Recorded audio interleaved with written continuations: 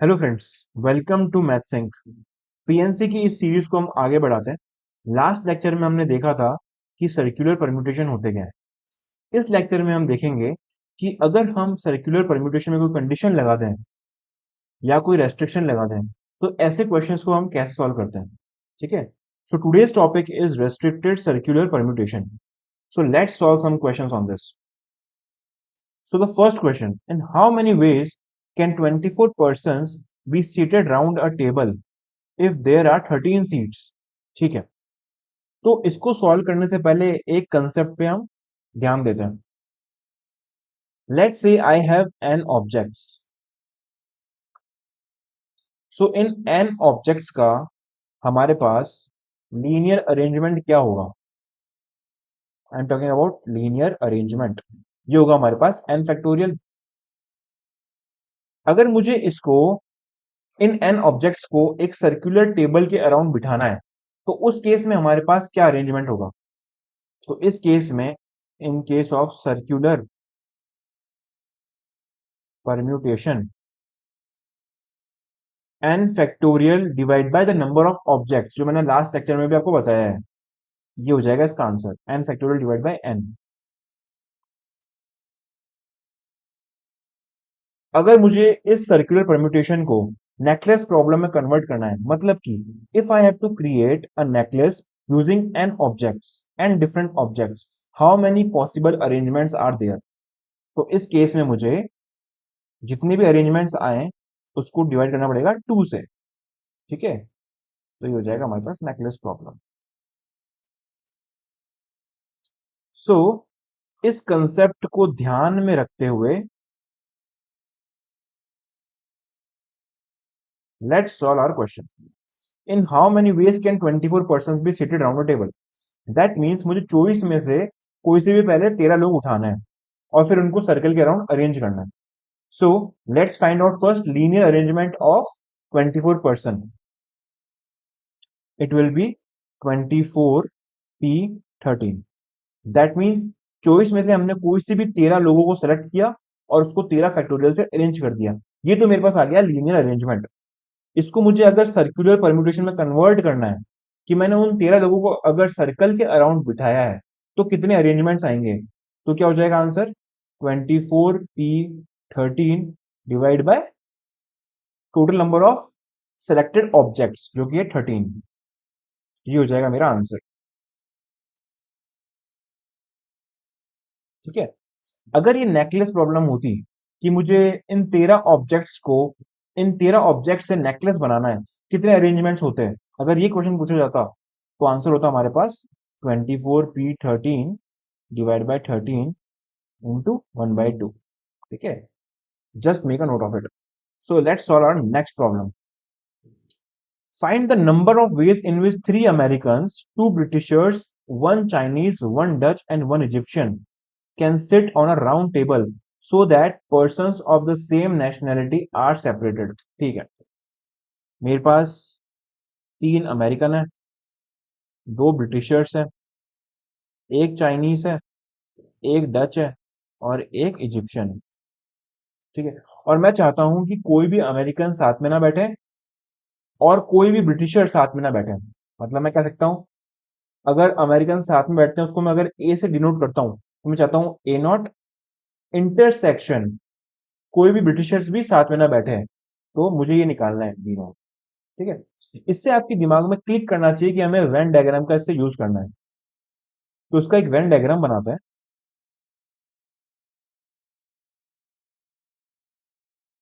ठीक है।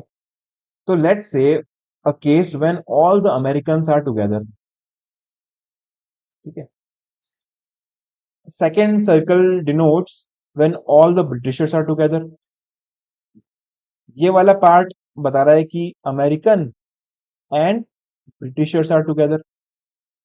और जो मैं रीजन शेड कर रहा हूं, ये वाला, ये बोल रहा है neither American nor Britishers are together, और मुझे यही निकालना है। ठीक है। Since I have 1 Chinese, 1 Dutch और 1 इजिप्शियन, तो मुझे इसमें दिमाग लगाना ही नहीं है बिकॉज वैसे ही अलग है ये तो। तो मुझे ए नॉट इंटरसेक्शन बी नॉट निकालना है। अब मैंने आपको मेरे वेन डायग्राम वाले क्लास में बताया था कि एन ऑफ यू क्या होता है इस केस में। N of U is the total set air. This will be equals to N of A union B plus N of A not intersection B not. ये मुझे यहां पर निकालना है, ठीक है। एन ऑफ यू वाला केस है, that means total possible arrangements. इसमें हमें दिमाग नहीं लगाना है कि अमेरिकन साथ में है या नहीं है, ब्रिटिशर साथ में है या नहीं है। N of A union B क्या होता है? ये होता है N of A plus N of B minus N of A intersection B. तो मुझे ये निकालना है, ये निकालना है, ये निकालना है और ये निकालना है। इन चारों को मैंने निकाल दूंगा तो मुझे क्या मिल जाएगा? ये चीज मिल जाएगी। और ये मुझे क्वेश्चन में पूछा गया है। तो पहले फोकस करते हैं एन ऑफ यू पे।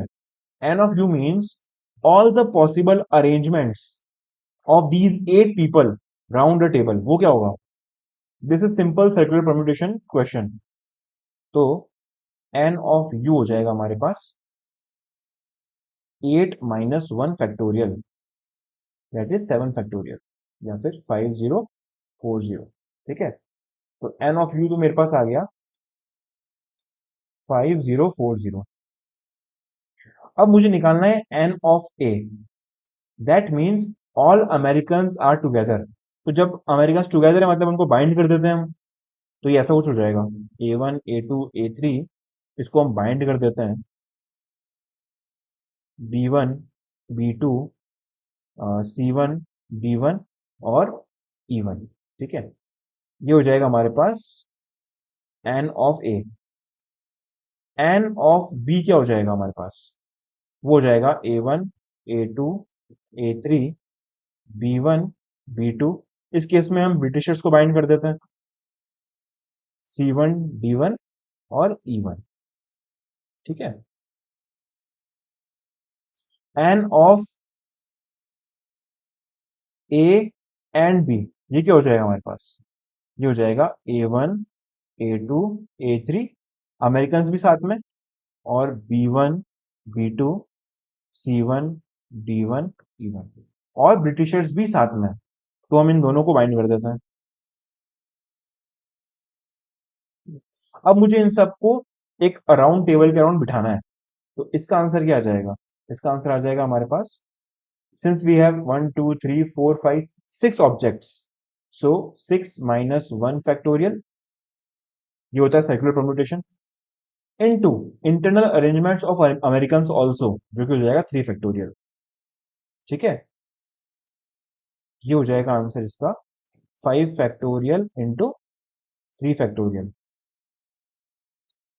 Second case when all Britishers are together, ये क्या हो जाएगा हमारे पास? ये हो जाएगा how many objects do we have here?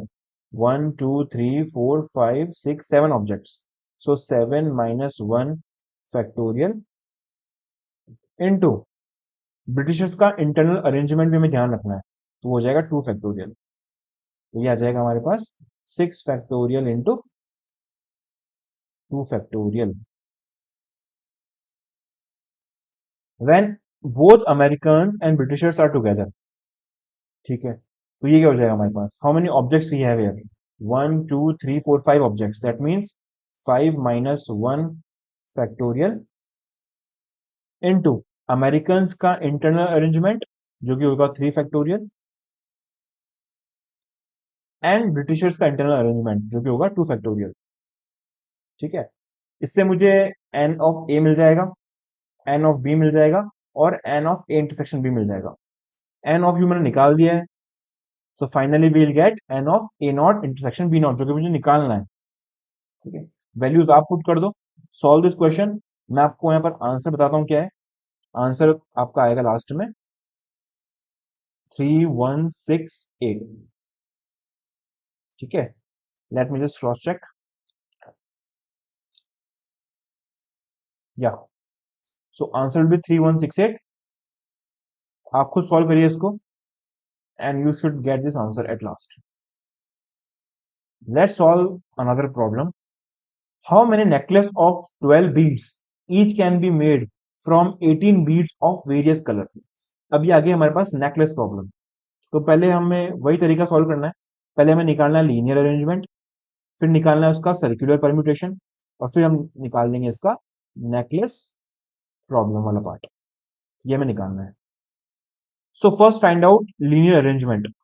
ठीक है, ये हो जाएगा हमारे पास 18p12, मतलब 18 बीड्स में से कोई से भी 12 मैंने सेलेक्ट कर लिया और उसको मैंने 12 फैक्टोरियल से अरेंज कर दिया।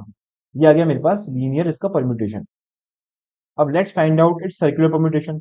ठीक है, तो ये हो जाएगा हमारे पास 18p12 divide by 12, that is the number of objects here, 12।